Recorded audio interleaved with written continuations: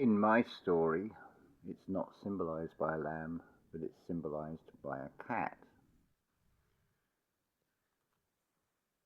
Here she is, Demiana. Who could not like cats? Well, some of you don't. And I appreciate they have a very dualistic nature. They're loving, they're kind, they're great companions, but they also have that hunting side, which can seem very cruel.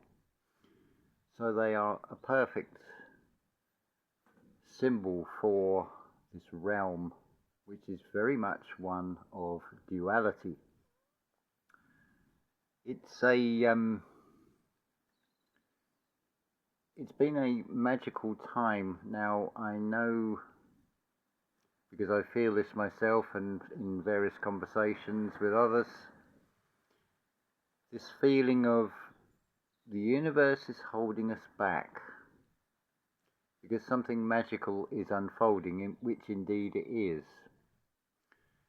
Let me give you an example, as much as anything else, because it perfectly illustrates, and it's something that came out in this particular tarot card reading.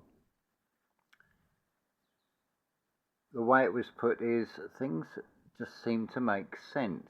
You see things in a new way, and many of you have said, I have a unique perspective on things, or I see things in different ways from your observations. Well, one example is cat. Let's break it down for a start. I know I've gone off on a slight tangent, but while this is fresh in the mind, the letter C is the third letter. You can split it. You can see at. In the moment, you see where it's at. Hence also the symbol of the cat. If we add the numeric values, so C is 3, A is 1, and T is 20, you get 342, which alludes to 432. Anyway, going back to what I was saying, the channel is called Majestic Tarot. Now, what this lady does is normally coffee bean or dried leaves or something like that. Half the reading is done with that, and then the second half of the reading is laying out 3 cards, 2 cards, and 1 card. And what I happened to notice was this, like a circle of light across the diagonal of the extreme left card on the 3rd row, the left card on the 2nd row, and then that final single card on the bottom row. So it's forming an inverted triangle. So this light, which you could say, oh, it's just the reflection of the light on the ceiling and the way it's reflecting off the shiny surface of the cards. But we cast a light on things, or things are revealed by the light. So what you're actually seeing, it looks like a letter C, but it's been turned 75 degrees. So what it's actually showing you is, if you see down and to the left, it is offering you the counterpart of seeing up and to the right. Now, if you can see both of those without having to take part in it, surely that is a beautiful thing to see. It's part of things that are unfolding from the unseen. It's called divine timing. And it comes with this contrast with it. So, for example, my own personal experience of going to Montchique yesterday, pushing the bike up the hill, cycling on the flat bits, and doing shopping, having just enough money that took me down to 0. And it's funny that this word 0 comes up in this particular tarot card reading as well. It's just, there are no coincidences to anything. And everything just fell into place just right. Having enough money to get the groceries I needed, being able to dodge the rain showers and not get drenched on the way back or the way going. Even today, the weather is reflecting this. 1 minute it's a rain shower, then it's bright sunshine, but it's very windy as well. The winds have changed. The present day is reflecting the mood, as it were.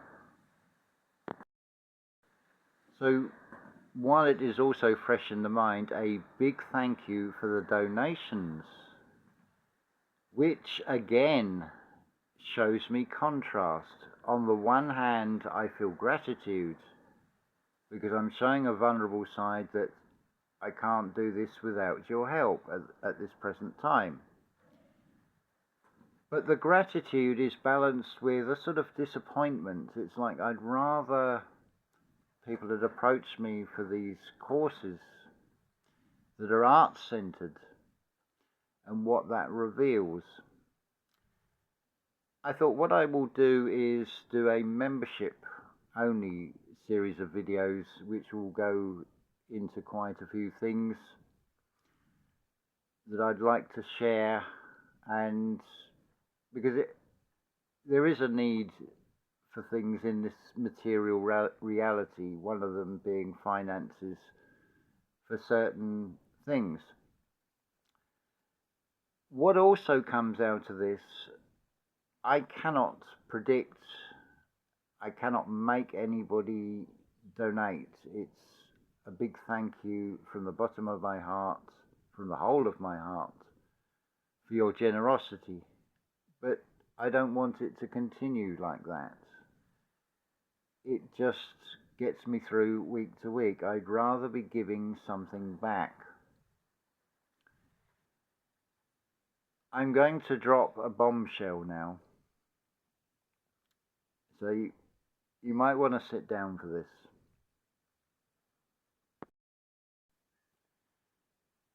And that is, yes, I am a member of a secret society. Yes, you did hear what I just said is absolutely right.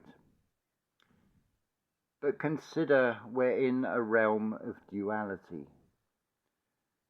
So whilst there are secret societies and there is a story that they have malevolent intentions, consider there's also a balance to that, where there are secret societies that do have secrets, to which I am privy to at least one. That is how to exit this reality. I could do that, but I know that there are no shortcuts in this. Not only would I be doing myself a huge disservice,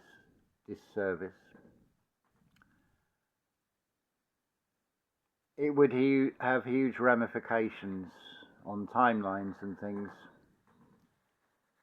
To show you that would require somebody else to video it and then upload the video to YouTube, because what would be videoed would be a corpse I would have exited, which in doing that would also show to many others a way to exit.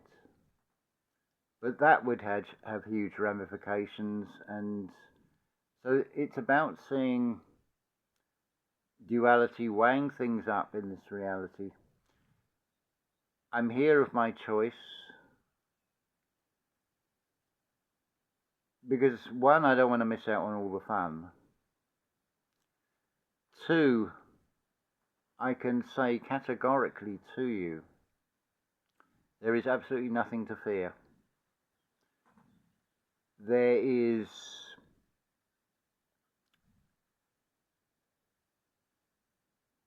There are doors. In this physical reality, there are doors. They are either open to you or they are closed to you. It follows a pattern like everything else, like the cat, representing duality, the hunting side and the cute cuddle side of them.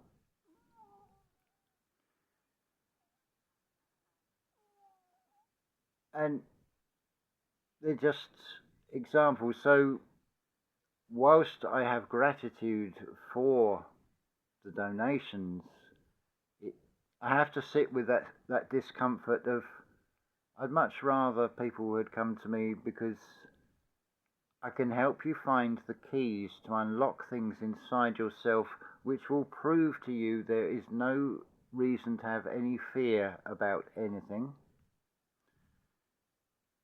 It will show you how to get through this, and it's very painless. It's the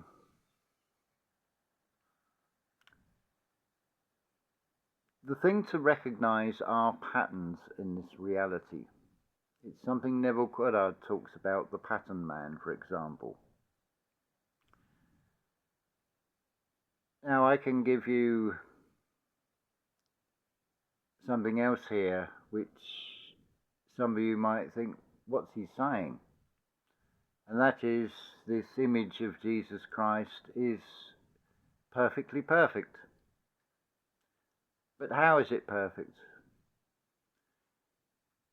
It's a perfect lie, because it is not a historical character.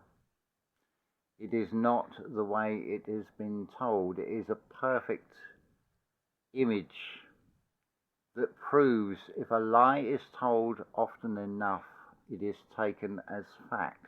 And you've only got to look at the external evidence and historically to show where that has led.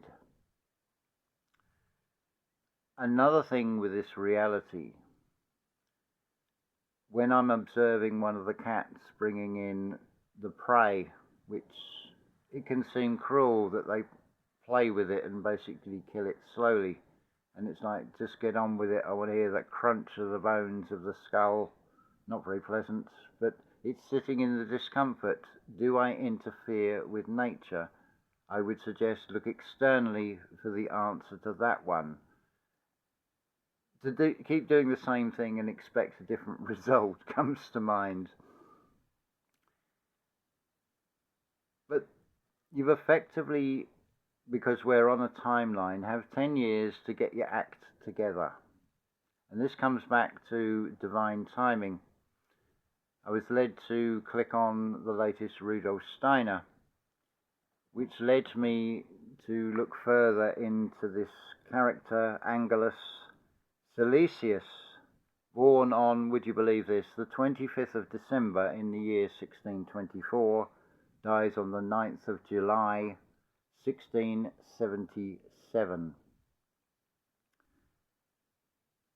The quote that on this Rudolf Steiner lecture is, if Christ were born in Bethlehem 1,000 times, and not in thee thyself, then art thou lost eternally. That is absolutely true.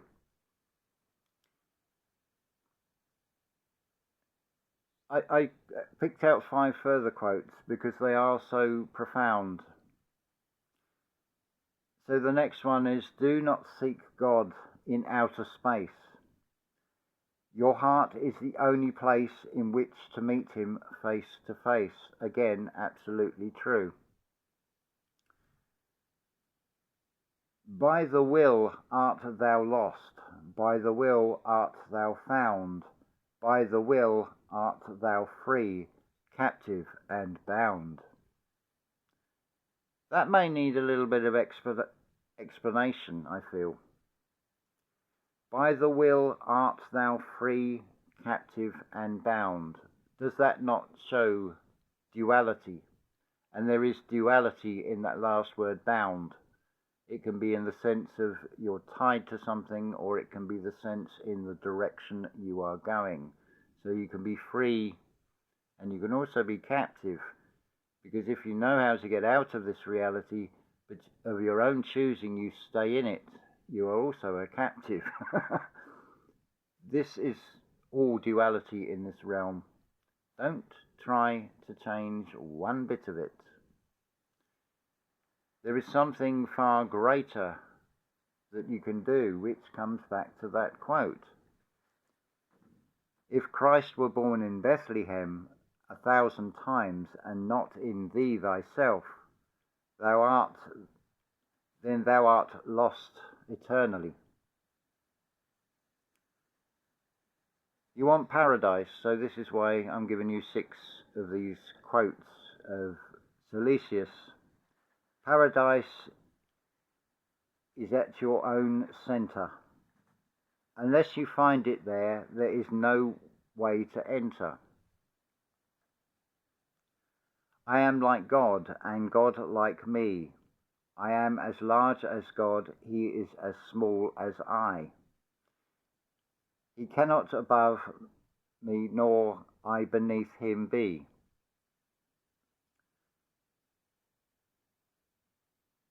And finally, time is of your own making. Its clock ticks in your head. The moment you stop thought, time too stops dead. Which is why I won't share this exit secret. There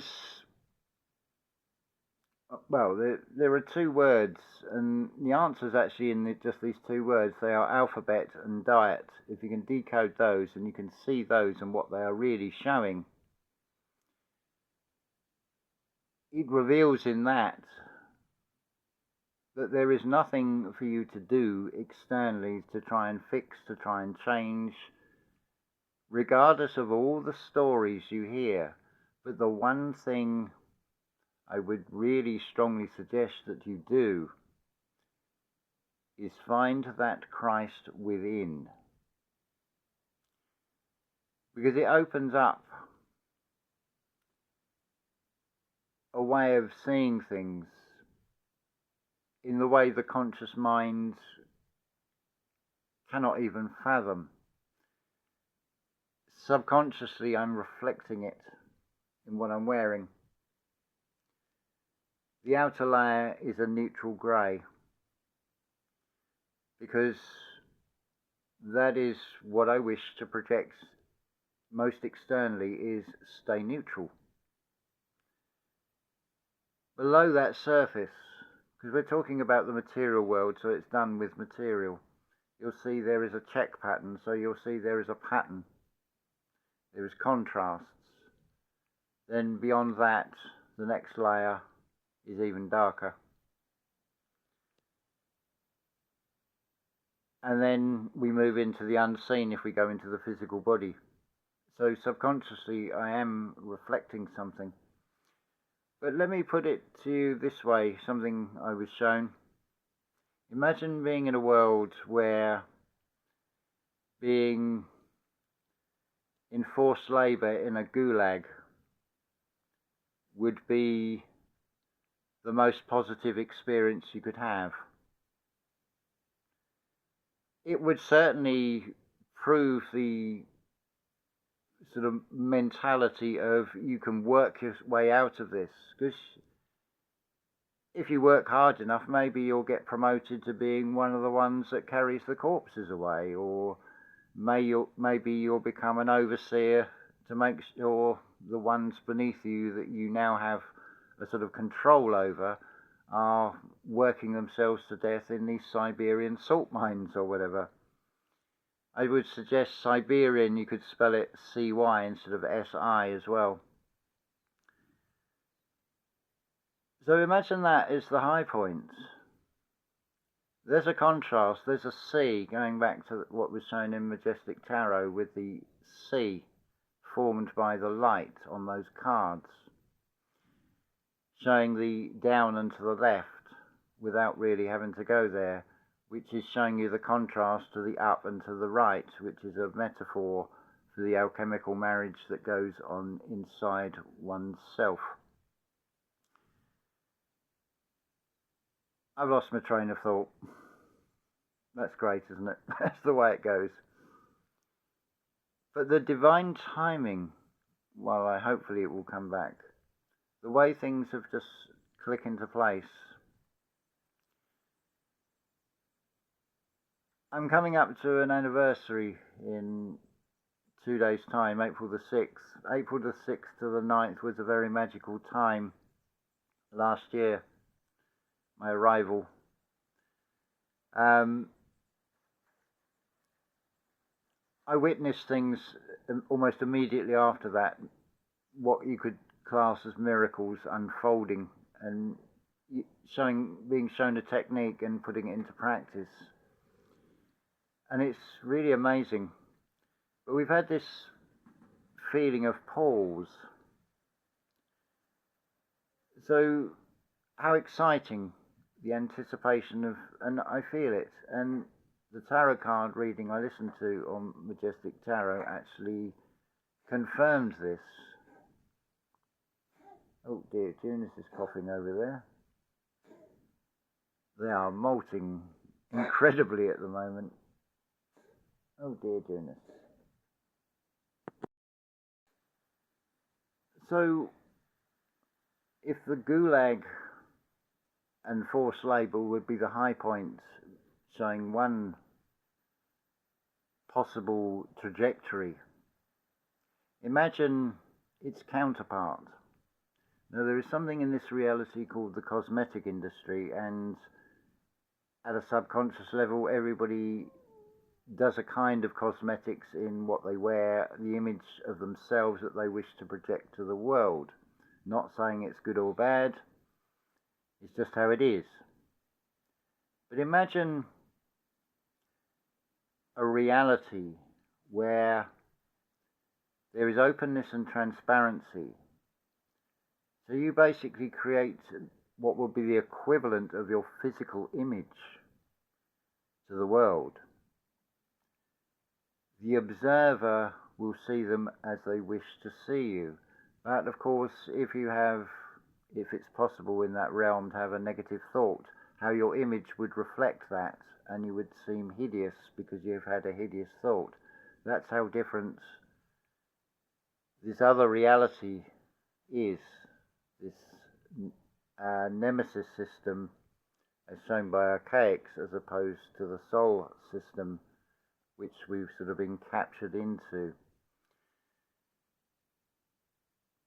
But you have contrasts in this reality. It's often talked about, for example, addictions as being a bad thing. I would suggest not. I would suggest there is also a duality. It follows the same pattern. So you can have positive addictions and you can have very negative addictions. The difference is the extreme, the withdrawal will cause in that person. Does the withdrawal of that addiction cause you to do unspeakable acts? Or is it just something you internally feel that you can actually get through? So, for example, if I found myself in a situation where I was running out of cigarette papers, that would actually give me an incentive and a drive to make me do that hour-and-a-half walk pushing a bike up the hill. So there is a positive drive side to the addictions, but there is many that are part of what are called a dark triad, which allow for different archonic demonic possessions, and you'll see the different personalities come out with some of these addictions if you happen to witness those that are under the influence of whatever that addiction happens to be. Very destructive. But then you have the positive addictions, and if you think about it, diet is a beautiful example. If we compare it to religions, you get certain religions that are slightly more pushy. You get certain advocates of certain diets that are very pushy, that you should all be like this, you should only eat this, or this is the true diet to have. It should be quite obvious by now there is no one size fits all in this reality. It is a realm of contrast. It is a realm of duality. It's just whether you can have the discernment to see what is perceived as the negative, what is perceived as the positive, being able to sit in the discomfort. So in the case of donations, there is an internal feeling, which I acknowledge, of discomfort and disappointment, because I feel I'm not giving something back. That's an issue I have to deal with. But what also comes out of this, apart from the gratitude, the way this has always worked, the way I've always put this into practice, is to do exactly what Neville Goddard says: remember the future. So for example, I've got this plastic tub.